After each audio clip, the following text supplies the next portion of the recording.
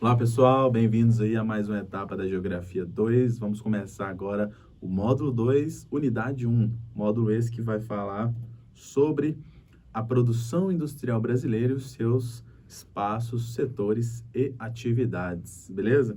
Antes da gente começar a falar sobre a produção industrial brasileira e como que essa produção está dividida em todo o território nacional, é importante vocês pegarem comigo aqui qual que é o conceito de commodities.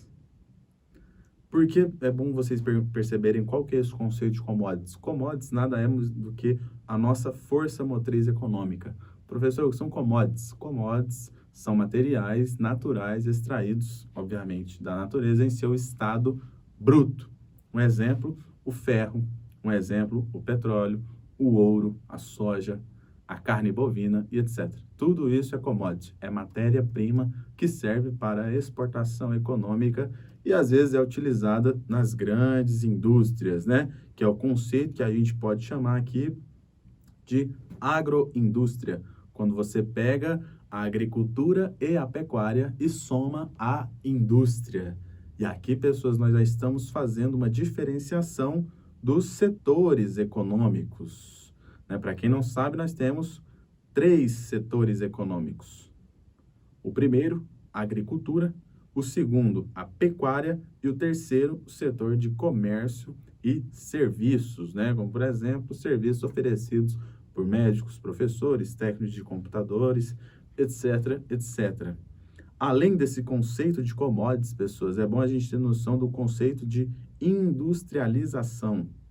Este conceito faz referência ao ato de você industrializar uma região, ou seja, a chegada de indústrias em uma região promove a industrialização deste local, dessa região, desse espaço, desse território, certinho? A nossa industrialização, né, a industrialização brasileira, ela é recente e ainda está em crescimento. Por que que ela é recente, professor? Porque se a gente comparar com os demais países do mundo, né, principalmente os países do hemisfério norte, esses países começaram a se industrializar ainda no século XVIII, como por exemplo a Inglaterra com a primeira revolução industrial e consequentemente no século XIX com os demais países da Europa e alguns países da América e da Ásia, como Estados Unidos e Japão, respectivamente. O Brasil, pessoas, ele só vai começar a sua fase industrial, o seu ápice industrial mesmo, no século XX. Aí você se compara aí a industrialização, por exemplo, do Brasil com a industrialização da Inglaterra.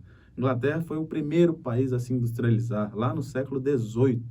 O Brasil só vai industrializar no século XX, quase 150 anos depois. Por isso o termo industrialização recente, tá bom? Essa é a explicação desse termo recente. Por que que é uma industrialização recente, pessoas? Por que que é uma industrialização que começou tardiamente? Vamos a alguns assuntos, né? Como que a industrialização brasileira começou, né, o seu percurso e atualmente como que estão as perspectivas para essa industrialização. Primeiro, nós tivemos aí ao longo da história brasileira algumas restrições dos portugueses, né, os nossos colonizadores. Inicialmente, nossa pátria, né, a nossa colônia não podia ter atividades industriais, né? Havia uma nomenclatura na história chamada de pacto colonial. A gente só podia fazer mercado com a colônia e a colônia com a metrópole, perdão, né, a metrópole, vamos pôr aqui, ó, metrópole. A metrópole, no caso, Portugal. Então, a gente tinha essas restrições e o Brasil não poderia comercializar com outros territórios nacionais, né, com outros estados do mundo afora, né? Lembre que o conceito de estado com E maiúsculo, tá? Um território administrado por algumas leis. Com o passar dos anos, né, e principalmente com a nossa independência, o Brasil começou a fazer parcerias econômicas com outros territórios, né, com outros governos, com os outros países. Um fato que vai ser importantíssimo para, para o início efetivo da nossa industrialização é a crise de 29. Obviamente, em 1929, que vai fazer com que vários países do mundo quebrem e países que estavam iniciando o seu processo industrial comecem a focar nesse ramo econômico, nesse setor da economia, nesse setor secundário, que a gente chama. Então, o que vai favorecer a industrialização brasileira a partir de 1929, ou seja, meados da década de 30? Primeiro, o acúmulo de capital, de dinheiro, vamos colocar aqui, o acúmulo de dinheiro, de capital, que foi feito a partir da produção cafeeira, né? Retomando um pouco o assunto do módulo anterior. Esse acúmulo de capital foi justamente o pontapé inicial para os grandes produtores de café se tornarem grandes produtores industriais. E adivinha onde? No Sudeste. No Sudeste. Por conta disso, vai haver, principalmente na região Sudeste, um comando industrial. Comando esse por conta de que era na região Sudeste que as principais indústrias se localizavam, né? Escolheram para se promover, principalmente por conta do Porto de Santos, né? Que ajudava a escoar a produção industrial para outras partes do mundo.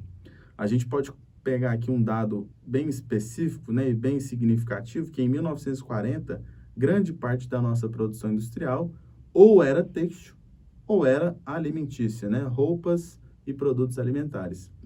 Quem que vai dar uma força para a produção industrial brasileira é um senhor chamado Getúlio Vargas.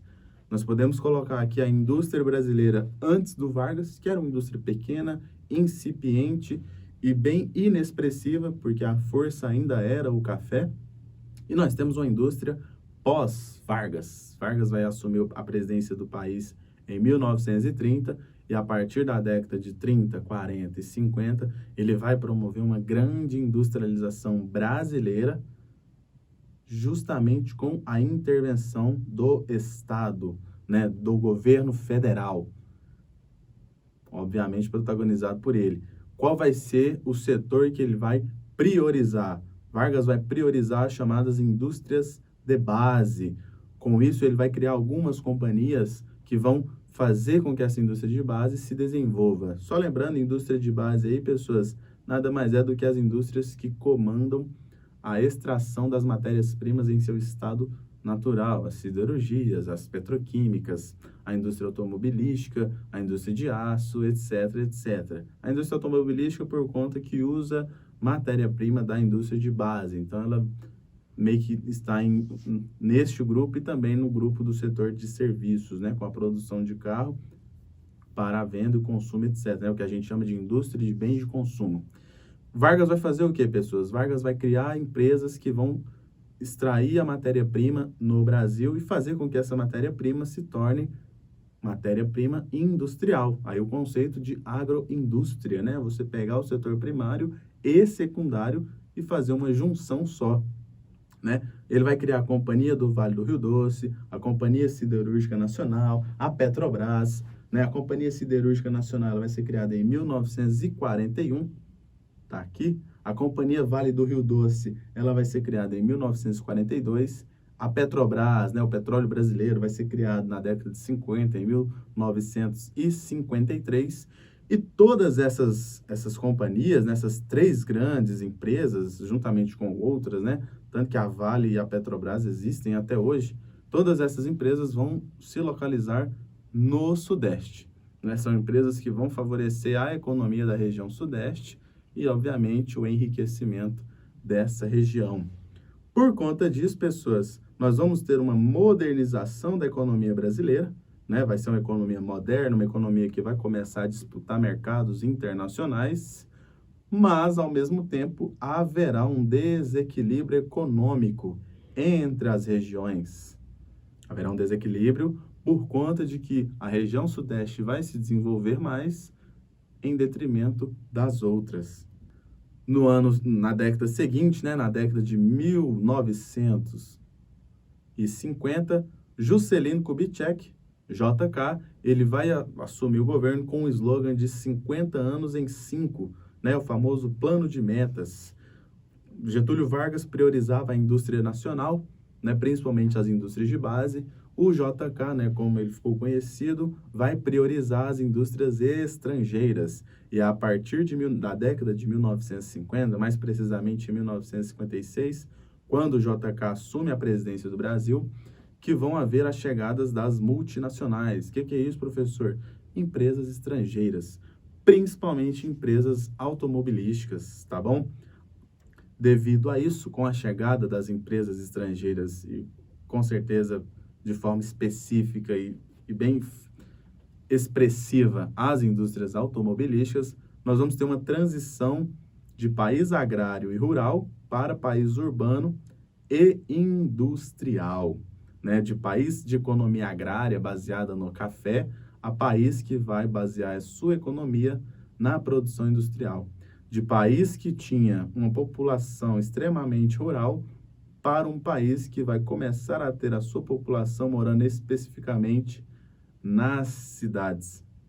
Devido a isso, né, o que a gente chama aqui de êxodo rural, que vai favorecer a urbanização, nós vamos ter um reforço das desigualdades sociais no território brasileiro.